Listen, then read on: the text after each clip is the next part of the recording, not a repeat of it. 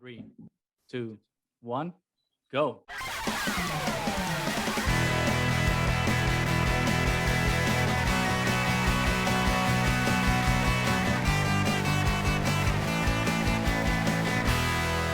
Welcome back, everybody, to the Triad of the Fours podcast, a podcast from Puerto Rican friends coming together to do deep dives into Star Wars and other nerd-related media. Today, we will continue talking about Bad Batch Season 2. We know we've been a little behind, but life happens. But we are very excited today to talk about the last 2 episodes, which were incredibly good and actually happened to work together. So yay for us. Yeah. So here we go. Season 2, Episode 11, Metamorphosis, and Episode 12, The Outpost. Before we get going with all that, though, if you're watching the video, you saw me rocking the Puerto Rican baseball hat. And for all you uncultured swine that aren't aware, Oh, yeah. we are in the midst of one of the greatest sporting events in history that no one pays attention to. And that is only people in Latin America, I guess. And that is the World Baseball Classic. We just came out of Puerto Rico, kicking Israel's ass 0-10. Perfect game, mercy rule. Team Rubio is going all the way. This is the last first perfect game in the history. In the history of the Clásico, yeah, it's good. We did get our ass handed to us by Venezuela. It happens, but we're bouncing back. Dominicana, we're going for you. We're going all the way. I've actually considered doing the blonde thing, but then I was like, Goose, don't be stupid. That looks good when you are a baseball player, not good when you're a normal person. I would find it very hard for you to pull off blonde, honestly. Sometimes, Nani, sometimes I dream. Sometimes and in those dreams, I think I can do anything. But then I including being blonde. But then I wait. Actually, well, not blonde, but I do think I could pull off the gray. I think I could do the gray. Yeah, you can probably pull off the gray. Yeah. But blonde, you're probably right. I was seeing some pictures of the person you used to babysit, Rafikin. Not the best look for him. Not the best look, but hey, at least he did it. At least he did it, and he's there, and he's having a great time. Rafikin, I know you don't listen to us, but if you do, we love you, boo. You do you, and that's the great thing about him. He always does himself. But yeah, Puerto Rico all the way. We're going for the gold. We're gonna stop choking, as we have for the last 2 Clásicos. Anyway, stop. Yeah. I digress. Nani, control me, please. Start talking about Star Wars. The Bad Batch. What's that? Well, anyway, Metamorphosis actually kind of blew me away when I watched it. I tend to watch these episodes late at night after Josbando comes home, and I was not expecting that. The moment that you see that crash ship show into the screen, which was such a gorgeous visual, I immediately thought, ghost ship scenario. This is great. I love it when Star Wars goes horror. And then it was even better than that because it was an alien scenario, and it was so well done. And we love Alien and Aliens. And actually, right. Which one do you prefer, Alien or Aliens? That one's a tough one too. I think the answer is easy, honestly. It's Alien. It's Alien. It's Alien. Yes. Okay. Okay. You gotta go with first one. Ridley Scott and all the horror theme, which I think actually this episode was really good because I think they did a balance between the two, right? Because they can't with the horror and the sci-fi. They can't go full horror because it's still like a show for a younger audience. So they kind of balance that darkness ambiance, right, of Alien with the with more science fiction actiony stuff of Aliens. Jim Cameron, you're the goat. So yeah, it was fantastic, and it's one of those things that we did not expect. I was not at all, and it was so good. Oh no! When you first see the alien, it did look a little bit of a combination of the Alien and Little Shop of Horrors. And then as it kept progressing. Oh, you're right. I didn't put that one together. That's good. Yeah. I was like, oh, I really like the character design. This is so cool. And then when it started eating electricity and shit, Josbando was like, it was Josbando who picked it up first, actually. Are they doing a baby Silo beast? It's not a baby Silo beast. There's no way they're going there.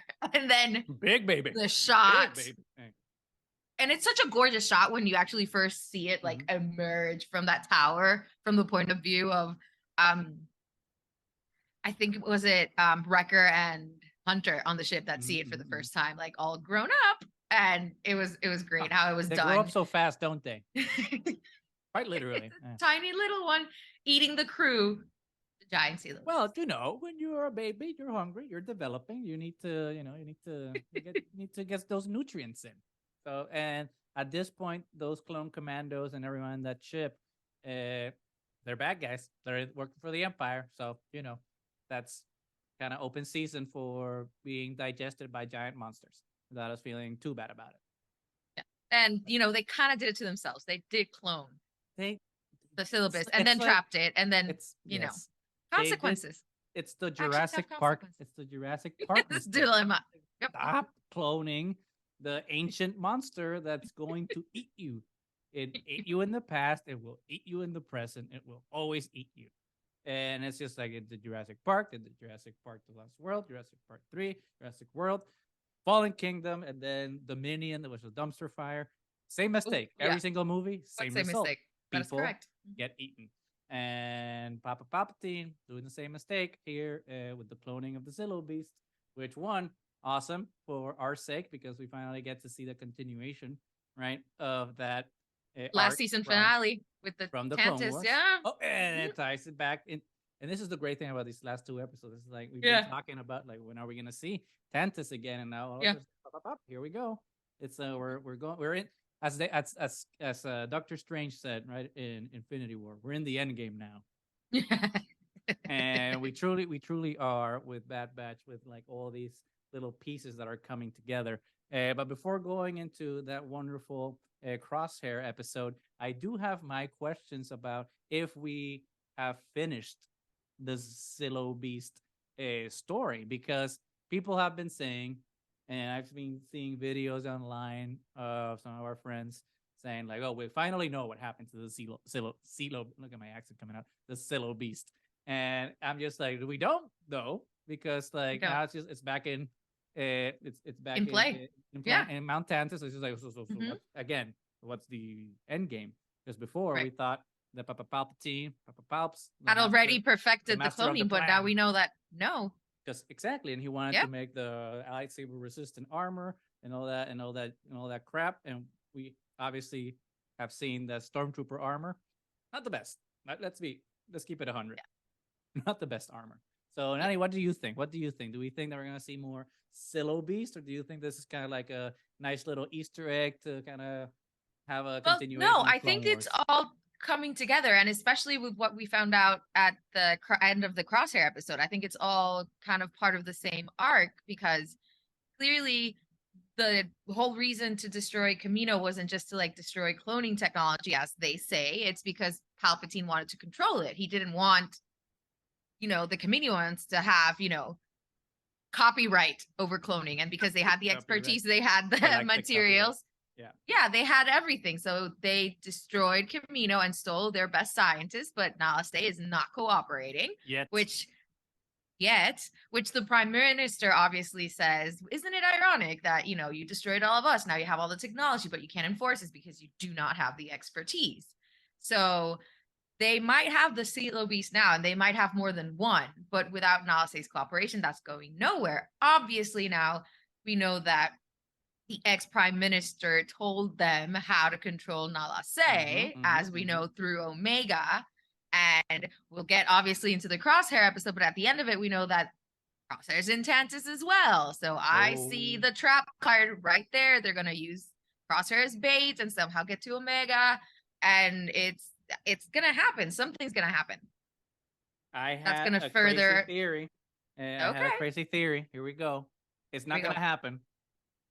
But we try. But we're gonna indulge it, because like you said something, and this popped into my mind, because I'm like, wouldn't it be ballsy if the Bad Batch decided to go this way? Which they're not. But this episode was Alien, right? So it was the horror. Yeah. And we know that the Zillo Beast ends up in Mount Tantus. Now we know, and this is obviously spoilers for the next episode. We know that Crosshair also ends up in Mount Tantus.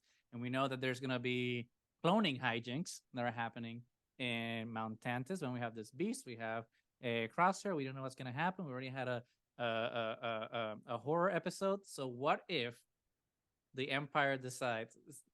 Here we go. I'm gonna blow your mind. Here. Okay. Are you ready? I'm gonna blow your mind. I'm ready. I'm ready. The Empire decides to move forward with their cloning experimentation without the Kaminoans because they're like, well, we don't need you. We're gonna do it ourselves. And then they try to splice the Silo Beast with Crosshair, and we get the Fly, a David Cronenberg situation. The Fly, where the splicing went wrong, and then it's just Crosshair body horror with the Silo Beast attacking everybody, and then Gina Davis is gonna guest in next week's episode. Somehow gets pregnant. She somehow by gets the Crosser. Well, I mean, not somehow. I mean, we know how. Well, yes. Whatever. But Gina Davis is in there, and then she has the flies, the Silo Flies Crosshair's baby thing, and it's body horror. It's body horror, and that's it. That's the end of the series. Actually, it's so much. It's horror that it has to end. The show just stops early. It's not gonna happen, but I can dream. That's insane. I mean, I'm still traumatized by The Fly. It's such a good movie, though. It is amazing, but once he starts getting really, really fly, that's the best part when he like pulls off his like fingernail. When he starts, exploding acid to digest the food before he eats it. Yeah. Yep. Jeff Goldblum. Jeff Goldblum. That was Jeff Goldblum when he used to act, before he. Now he just acts like Jeff Goldblum. Before he became the Bloom, he was just Goldblum. Now he is. Well, that's what you need to do. You need to get to a point in your life where you're so cool, you just have to be yourself. Where you transcend even yourself, exactly, to some meta version of you. Exactly. And in this episode, Jeff Goldblum voices Crosshair because during the transformation, his voice. The Crosshair Silo change. Come on. I mean, it's good. It's good. It's not going to happen, but it would be thoroughly enjoyable. It would. I would agree. Yes, I would love if anyone is watching or listening and you write fan fiction, write it. Write that. We want you to do that script, do that short story, do that novella, like call it whatever you want. Send it to us or do some artwork. Like we want to see what your little demented minds come up with for this horrendous scenario that I just came up with. It's an unholy being that should be exercised from my mind, and the way to do that is for you to put it on pen and paper, or digital paper, I guess, so we can see what that looks like. Anyway, I mean, it sounds kind of glorious in a horrific way, but it still sounds glorious. We might get banned from any future Lucasfilm event for all of these things, just for suggesting this, just for even suggesting this horror. Oh my god! Anyway, now get me under control. What happened after this episode? There was another wonderful episode that featured everyone's beautiful defecting clone, Crosshair. What did you think of that episode? Which, I mean, it's so amazing because I think you brought this amazingness into our lives, because the last time we were talking about the Bad Batch, I think one of the things that we both mentioned that we wanted to see was more like Tantus, because that was left completely up in there and we hadn't known what was going to happen, and more of our sweet bad boy who is misunderstood, Crosshair. So we got these two that I was just so shocked that, I mean, and we still have like 4 episodes to go and everything's starting to come together. So I'm really excited about what's happening. But the Outpost was so good because you're finally, I mean, there's been the seeds laid out in front of him for Crosshair to see like what the Empire is really about. Mm-hmm. I mean, you could already see that he's starting to doubt a little bit, because before it was like so 100% good soldiers follow orders, blah blah blah, and now he just gets annoyed when people say mean things. Like, I mean, the little penis man that was the Imperial dude in this episode. LDE, as the kids say, LDE. Yeah. Oh my god, what a little just super horrendous dude. And from the beginning, Crosshair's annoyed when he hears this saying, oh, more clones. Like, do you have a problem? I don't like used equipment. I mean, it's so derogatory. Yep. It was so bad. You see, you can see Crosshair seeing these decommissioned clones being taken away and saying like, oh, you're retired. It's forced retirement. We're soldiers. What are we supposed to do now? And I feel he's finally starting to internalize that he's the same as they are, which being brought to this like super desolate place and finding Mayday, who was such a great character. I loved him from the beginning Gone with but that not glorious forgotten. beard Yeah. and then the mummy Yes, outfit. The mummy Yes. my boy Mayday. Huh. And They should go Lazarus on him. Resurrect my boy Mayday. Get rid he of was Hunter. so good. Bring back Mayday. Yeah. And just everything that was happening, like the little Imperial dude just having so much attitude, which we've said time and time again that the Empire, attracts this kind of person, not anybody that necessarily has any qualifications or experience or anything. It's just people that are hungry for power and authority and want to be bullies. And that's literally what this guy did. He's just like, why aren't you protecting everything? Because we're almost all dead. There's only 3 of us. We've been asking for supplies and nobody cares. And he's just like, well, that's not my problem. That's your problem. It's oh my God, it's so good. Sorry, keep going. Oh. No, and it was so surprising to me when Mayday asks Crosshair's name.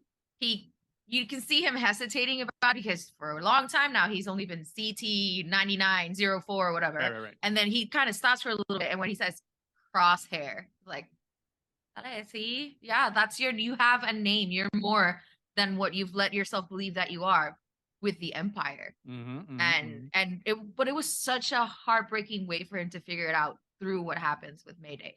So, yeah. What did you want to say? I totally forgot. I'm sure I'll get there through my ranting because I'm gonna go off a little bit because it was so good. So it was such a good episode and such a good again duology. I love to use when they do duology of episodes so you can compare and contrast like where especially with this one where you weren't expecting it to be tied one to the other, and then you get towards the end, it's like it was a duology. Crap. Yeah. So sorry. Continue. Or maybe it's a trilogy. We'll see because we're gonna see him turn into the Fly in the next episode. But it was so good. And one of the things, and this again is theory time, so I don't know if what I'm about to say is right because I have no idea. I haven't seen any of the behind the scenes things of the episode. I don't know if we've actually gotten any background on it. Whatever, not the point. I don't know jack shit about the episode, right? But when we get to the ice planet, like the first thing that came into my mind is this Ilum, because I think that would be like a fantastic way to then tie it back into the sequel trilogy and Fallen Order, and obviously the Clone Wars, because it's like the planet of the Jedi. It's like this pristine thing to find the Kyber crystal. That's this thing connected to the Force and the essence of the living and the living. Oh my God, I forgot the 2 types of Force, but the living Force and all that crap. And then the corruption of the Empire that's happening in such a methodical way to turn this planet of life into this planet that's weaponized to become a dead thing, just traveling through space. It's just massacring people out there. So it would have been really interesting. It's probably not. I think it's probably not Ilum, because there's probably more than one ice planet. Let's be honest. It's not Hoth. God damn it, it's not Hoth. But I do. Sand's always Tatooine. Ice is always hot. Right. Just right. Be right. happy. Right. But the Ilum thing, because then it ties into like Fallen Order, right? Because Fallen Order, you go to Ilum, but you see like how the Empire slowly kind of taking it over. So I kind of like those kind of subtle connections, kind of like in Obi-Wan Kenobi. You also go to Fortress Inquisitorius. It's like these kind of these little either plot devices or locations that start tying the larger canon together, but in a subtle way that doesn't necessarily have to be like these people cross slap in the face because everyone knows each other in Star Wars, which is like a little too heavy-handed sometimes. But these kind of little subtle things I think are really cool as fans to kind of detect. That being said, I don't think that's the case.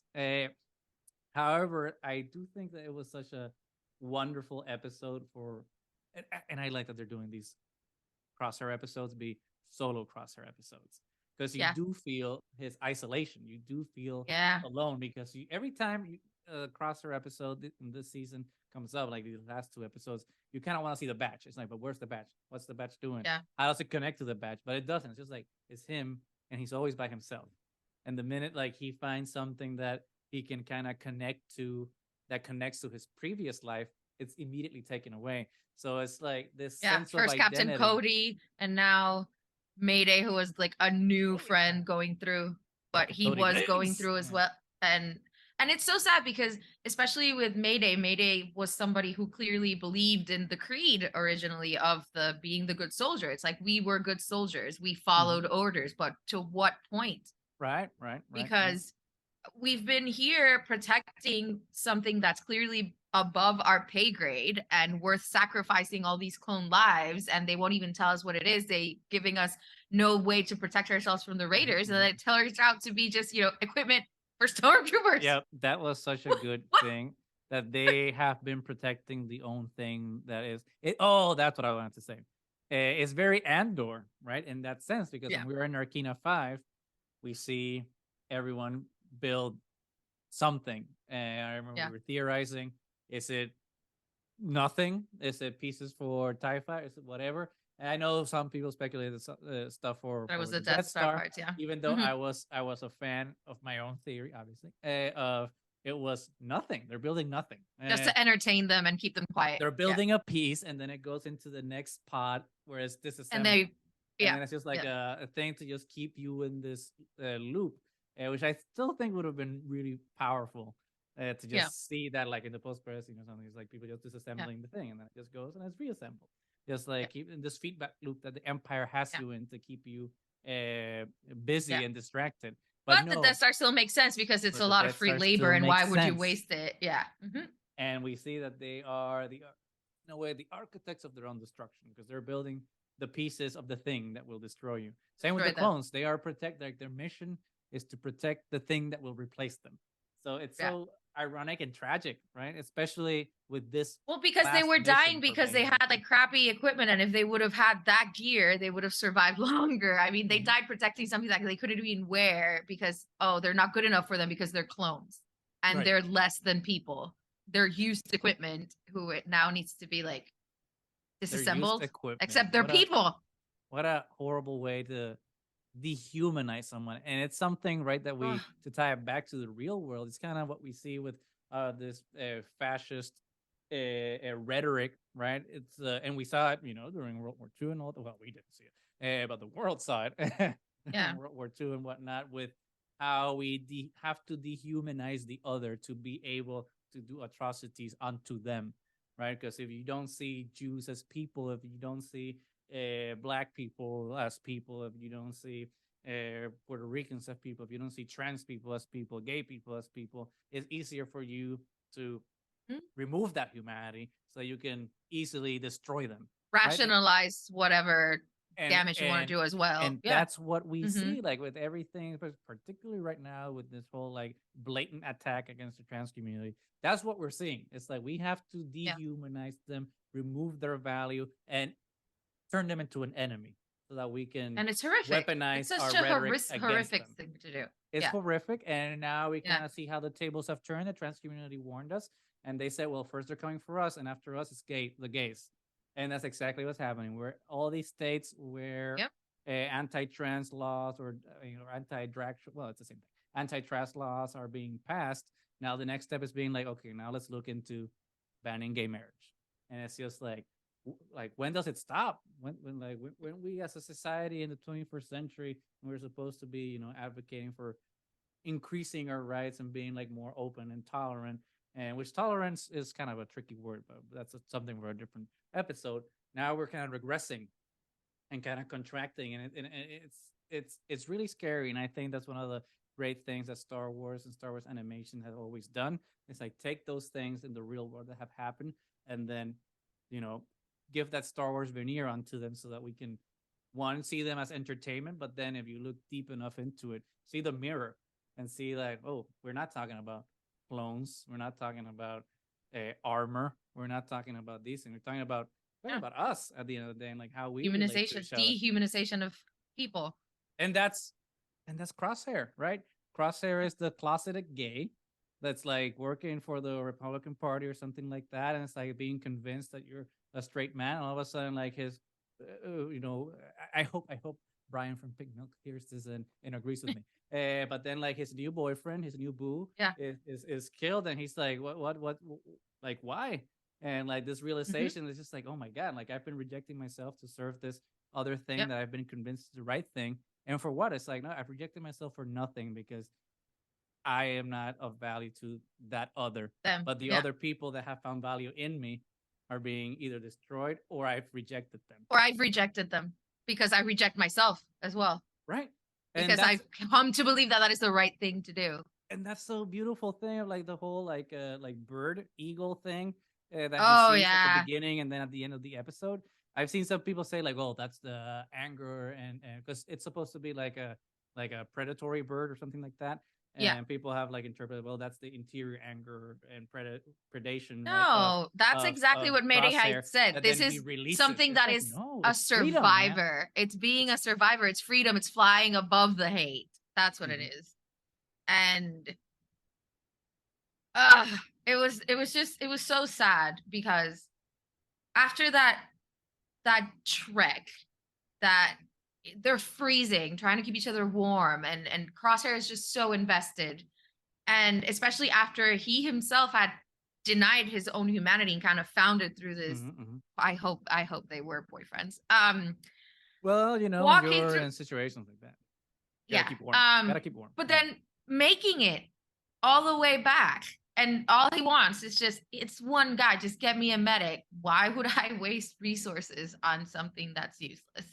I mean, and even the stormtroopers that were there were kind of horrified about it. Like at first they were kind of like standing around like, wait, is this actually happening? But then obviously, you know, they get pushed back into work. Good soldiers follow orders. Yeah. But I mean, if I were a stormtrooper, I was like, they were our predecessors. Look how they're treating them. What do you think is going to happen to us when somebody better or more advanced comes along? I would have been horrified if I was one of the stormtroopers. So, but I think that's the key to like then the comparison of like our of course, because you become, like, you make them so other. Yeah. You normalize it, even though you kind of know that's messed up. Like you're a Christian, you're supposed to love thy neighbor and all those things, but then it's warped into your mind of being like, oh well, I don't hate them, God hates them, type of mentality that kind of makes you go against your own values, even though like in the back of your mind you know that we're that's not supposed to treat each other that way. And it's oh my god. Ooh, so it was so sad, right? The animation, that scene when like the camera's right in Crosshair's face and you see him like open his eyes and like kudos. We say it every episode, but like again, and then he looks at the sky and you see the shadow of the vulture just kind of surround him and Mayday, and the dude just walks away. It's like, Lieutenant. He doesn't even shoot him in the back. He waits for the dude to turn around and just get shot. That was so satisfying. That is an FU ever seen one. Which kudos. Like it was so satisfying. Throw bricks at your local fascist. If you don't have that T-shirt, go get it at our website immediately because you know it's the right thing to do. And support the channel. But then that scene then leads into like the post-credit scene before the credits type of thing. Because I did not expect, right, that we would all of a sudden wake up and have Crosshair. Like I thought he was gonna be like in a prison, like in Narkina 5 or something like that, or anywhere. But I did not expect our homeboy to be in Mount Tantus. What did you think of that when we realized he was there? Well, first, we have to acknowledge how much power either this Dr. Hemlock has or just how invested Palpatine is on the cloning situation, because Crosshair murdered an Imperial superior. Some dude. Which would, you know, lead to some kind of... At least a court-martial. At least. Dishonorable discharge. But he was immediately sent to Tantus, probably because as soon as they found out that Crosshair was involved, there's a tie to Crosshair to Omega, and they figured that out rather quickly, which means that the jig is up for the Bad Batch as well. Because they knew from, you know, the previous episode that there had been a military class ship there, and they were pretty adamant on nobody knowing about the Zillo Beast because they literally appropriated all the people that lived in the village, so they couldn't talk about it. And they were gonna figure out who it was that was on that military shuttle. They were gonna find out that it was the Bad Batch and their connection to Crosshair. And now obviously they're going to exploit that because the Doctor wants Omega so that he can control Nala Se. So, but Doctors. it speaks to how the Empire is like all connected and how Palpatine is invested in this cloning operation right now. Let's see something. Because we are, how many episodes do we have left? We have 4 episodes left. We have 4 episodes left. Mhm. So, and the last, so that means like technically 3 more Bad Batch days. Because the last episode is a double episode. Okay, yeah. So 3 days. And almost 2 because one comes out tomorrow. 15. Oh my God. 1, 2, 3. Oh my God. Oh, Lord Christ. Or today, because we're releasing this on Wednesday. We so are today, releasing this another Bad Batch. So hopefully the algorithm works Yeah. for us. It's like, hey, you're gonna watch a video about the 2 last. We're 2 weeks behind, but we're gonna milk it for all it's worth. Sorry, guys. We've had a 2023 has been a year. Okay, it's been a year. It's only been 2.5 months, but it's been a year. We're doing our best here to push out content, but sometimes the Triad needs to take a break. So bear with us, but at least we're getting it out. I don't remember who it was. Thank you for your comment on YouTube asking if we were going to keep doing Bad Batch. I told you we were. I told you we were, and here it is. Thank you for your comment. Thank you for caring. Here are our thoughts. Hopefully they have not disappointed, even though they are 2 weeks late. That being said, though, 4 episodes left. We kind of got like this double, this 1-2 punch of episodes with the Silo Beast and then Crosshair. Nani, responsible speculation. What's gonna happen? Because we're again, Doctor Strange. We're in the end game. So what do you think? Yeah. Well, there's definitely something's gonna happen with them having Crosshair and Tantus now. Like that's gonna lead to something. I don't know if we're gonna get another season of this because I don't think we have enough with 4 episodes to just get deal with all the repercussions, everything that's happening. But who knows? Because as they have proven time and again, the Bad Batch is fantastic at giving us a lot of content in a small amount of time. So I think that's definitely going to happen. I'm still waiting for something else to happen with Sid because now the Bad Batch was considering leaving Sid completely after this last mission because it was like, it's not really being a productive situation right now. Right. There's definitely, I think, we might get Rex and Echo back, or maybe just communications between them because they sent that cloning information to Rex and Echo, and they might not be the ones that respond to the data. Maybe somebody else from out there will respond to what's happening and join up with the Bad Batch. But I don't know. I have no idea. I think you're right. I think the poop or the poodoo is gonna hit the proverbial fan. And it's gonna be wild. I think it's gonna be a wild ride from here on to the end. But I do think that I'm not gonna do a goose guarantee. I'm less confident. Actually, I'm probably more confident about this than the fly theory. The fly theory was just like completely absurd. The fly was great though. It was a madness, and I apologize. But actually, I don't apologize. It was fun. You're tuning into the podcast so you can have fun with us. But I do think that like next episode is gonna be the betrayal. I think it's when we're gonna get the Poodoo hits the fan with Sid, and Sid's gonna do the thing so that because somehow we need to get the batch into Tantus, and I don't know if you think it's gonna be through Sid. I think it's gonna be through Sid, but I don't know if it's gonna be. I think it's gonna be one of 2 ways. I think it's either she sells them out and they're captured and taken to Tantus, or they are baited to go into Tantus because they know Crosshair is there. That is leaked. It is leaked to them that Crosshair is there. Yeah. So they leak that information to Sid on purpose, or to sell it to Sid, or whatever. Do something because they know. You're maybe buying a little bit of my double herring Sid issue. Like it's gonna look like she trapped them, but it turns out she wasn't really trapping them. Yeah. I mean, some evolution of that. Well, I think I still stand by Sid will do a betrayal. Okay. But I do think that it's gonna go hand in hand with a redemption. Okay. Yeah, Star Wars is about redemption, right? I think that. But people who are bad guys and get redeemed die. I'm okay. this is an animated show. Maybe, well, but this is dark anyway. Because But Rebels doesn't kill one of our favorite characters. Clone Wars is a a bloodbath, and to an extent, so is Rebels. But I mean, I'm not opposed to the red herring thing. I think that's also a possibility, but I do think that it's gonna be like the betrayal redemption arc in the next 3 episodes. But I'm curious to know if all of this, how far into what we're doing with cloning is gonna go, so that it ties or doesn't tie into Papa Palps and what we see in Rise of Skywalker, and if there's gonna be like more intersection with Bad Batch and the Mandalorian in that department. Like, is the Mandalorian gonna go to Mount Tantus too? It's like, because that would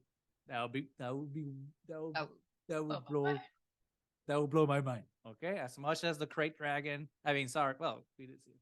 As much as the Mythosaur blew my mind, and Bo-Katan wielding the Darksaber in live action, and all these things have blown my mind. I think like if Lucasfilm storytelling has been like, okay, well, we're gonna do this, and we're doing the cloning, doing this, and Mando, so that we have like this thread that ties narratively back into Rise of Skywalker, and we see live action Mount Tantus in ruins or something, but still kind of like Fortress Inquisitorius, right? And Obi-Wan Kenobi and Fallen Order, same thing. Bad Batch, Mount Tantus, Mandalorian, Mount Tantus. I'll lose my mind. Well, I mean, so far we've had Purgles, Rebels, Purgles, Mandalorian. We're gonna get Purgles in Ahsoka. Oh no, yeah, that's a guarantee. That's a 100%. Because if we don't get Purgles in Ahsoka, I will buy a plane ticket to San Francisco. I'm gonna go into those offices. I'm gonna have a sit down with Dave Filoni. Missed opportunity. And like, hey, bro, sit down. Let's have some words, okay? Because that's how we roll. We just go to Lucasfilm. Yeah, and while you're there, just ask for the Bendu. I just want like a Lucasfilm T-shirt. That's all I want. Give it to us for free, please. Anyway, so do you think that we're gonna get Mount Tantus live action in Mandalorian? I'm not sure if we're gonna get it in Mando, but we're gonna get it somewhere. I think somewhere we're gonna get it live action, because they're leaning too much into it and the importance of it into the cloning things, and because I feel so much was left up in the air in the sequels about all this cloning that was happening that apparently nobody knew about it. Dark magic. And it's only the Sith in you. It's like, oh, thanks for explaining it. And ever since we got the Clone Wars, we know that other shows can build in and fill in those gaps that we got from the films, that things that we really wanted to know. That for me, right. I love the prequels as much as I do now because of the Clone Wars, because it kind of made me see, now a lot of these things make sense. Right. So it would make sense for them to now kind of explain all that cloning and everything that was going on through all these other shows. And they kind of have been talking about it from the beginning of The Mandalorian, because Grogu was supposed to be used as a specimen. So it may be successfully. So what if, here we go, we get a Scott Pilgrim versus the World scenario and The Mandalorian season 3, where we get to Mount Tantus. When we get to Mount Tantus, there's a Nega Grogu. And Grogu has to fight himself, has to fight Darkseid Grogu. And has to win with the power of love. Has to win with the power of love. And then Lucasfilm marketing, listen to me. And then you get double Grogu, double merchandising. Boom. Then you get like a cute little black Grogu with the red eyes, just like Nega Scott was in Scott Pilgrim. And then they're best friends, but they're different. So you get to sell two different Lucasfilm. I'm a genius. Listen, why don't you listen to me? You get the fly. You get the fly first. Now you get Nega. Nani. All the connections. I think we're done. I think mic drop right now. I think that's good. It's like, how do you surpass that? We're closing the podcast. We're not recording anymore. That's it. We can't surpass Nega Grogu. Yeah, I think we're done. I think we're done. Yeah, I'm gonna do it.